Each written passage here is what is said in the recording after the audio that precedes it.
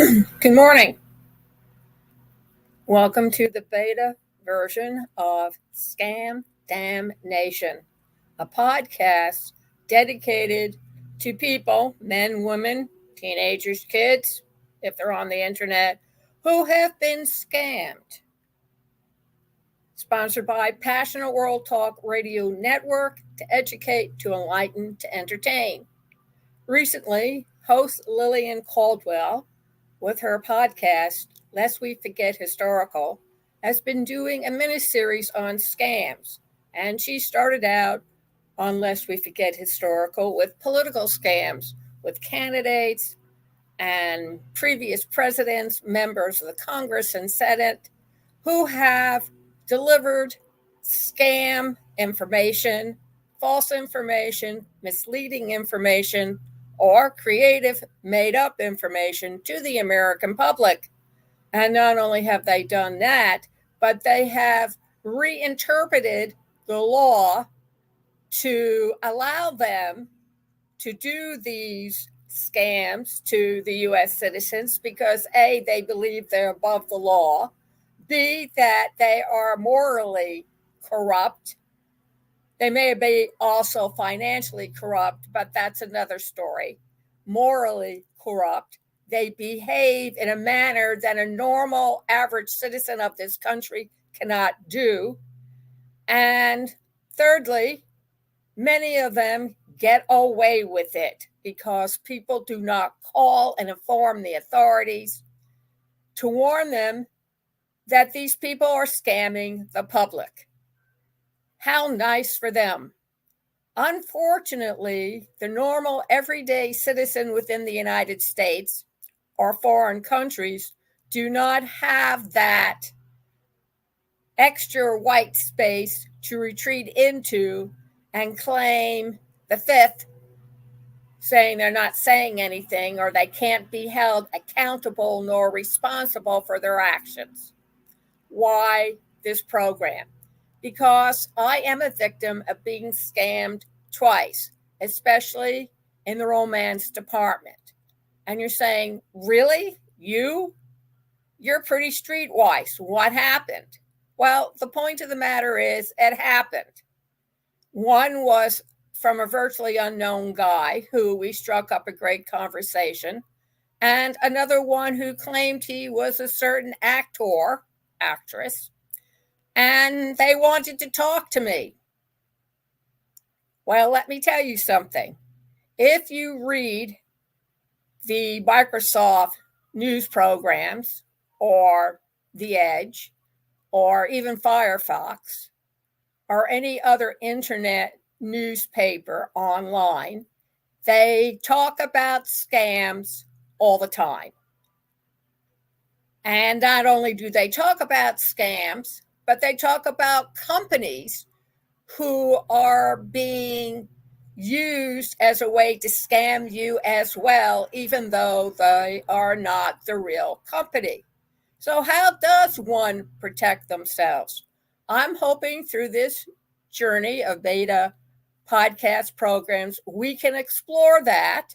And of course, the call to action, I'm sure people are already nodding, but the call to action is if you've been scammed, whether mentally, socially, romantically, politically, or any other way, text me at 484-364-1032 and come out of the closet, because scamming will not stop until one stands up on their hind legs.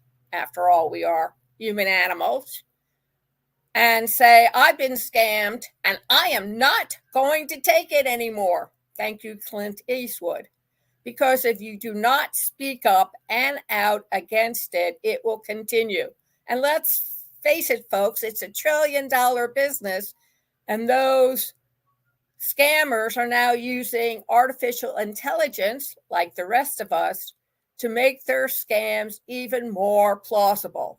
And for those famous people, whether they're sports figures or they're involved with the Olympics or they're celebrities or political figures, AI has now made it possible for your voice to show up on a software program, and some nice peon like me can take your voice and use it in any capacity that they want and help them promote their company or their nefarious affairs.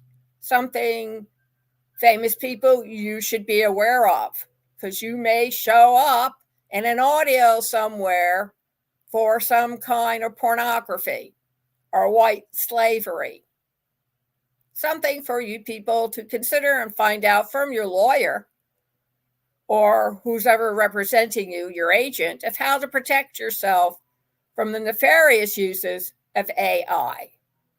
So, this is your host, Lillian Cauldwell, and I put together the podcast because even though there's information every day talking about scams, even the most sophisticated and knowledgeable person of internet can still get scammed. Case in point, my former husband, before he died, was taken in by a scam from people in India who would knowingly mess up your computer and then, like the cavalry, show up and offer to help you clean it up. And for X amount of money, you can get your computer back. And this guy who knew computers from the 1970s and onward that he used in his teaching position fell for the scam. And it wasn't until 3 or 4 months later that he finally realized that he was paying hostage money to keep his computer free. So he finally did what he should have done and break off all contact with the scammers, took his computer in to the Geek Squad over at Best Buy, and they cleaned it up and out and fixed it for him. That's the other thing one should be aware of. If you've been scammed or after you've been scammed, take your computer, laptop, tablet, cell phone, whatever electronic device you're using, take it in and get it cleaned out and optimized, because these people are playing for keeps and they put malicious software inside your computer. Who knows it better than they? They're experts at it. And they'll be able to take additional information and harm you. Another question that comes in, can you establish a record with your local police? Oh, absolutely. Or the FBI or Interpol or whoever who is turning you in, or you're turning yourself in, saying, I've been scammed. I've been scammed is more or less the same equivalent to saying I've been raped, I've been molested, I've been abused, I'm an alcoholic, I'm a drug addict, I'm gay. Folks, it's time to come out of that closet and into the light and into the fresh air of normality, because the only person who can stop yourself from doing these things is you. Hello, does that mean you have a problem? Yes. Is it akin to gambling or eating or overworking or overachieving? Well, yes and no. It's psychological. And that's how the scammers get you. Psychology. It's a wonderful thing. And it can control you. Otherwise, the enemy wouldn't use truth serum. They wouldn't use propaganda. They wouldn't use brainwashing. The military brainwashes their soldiers. They bring them in, break their mind down, and then fill it up with what they need to know in order to survive on a battlefield and how to obey orders without question. Ever listen to the Nuremberg trials? Watch it. Listen to what the Germans and the Italians in those political and military positions have to say. I had to do it. It's orders.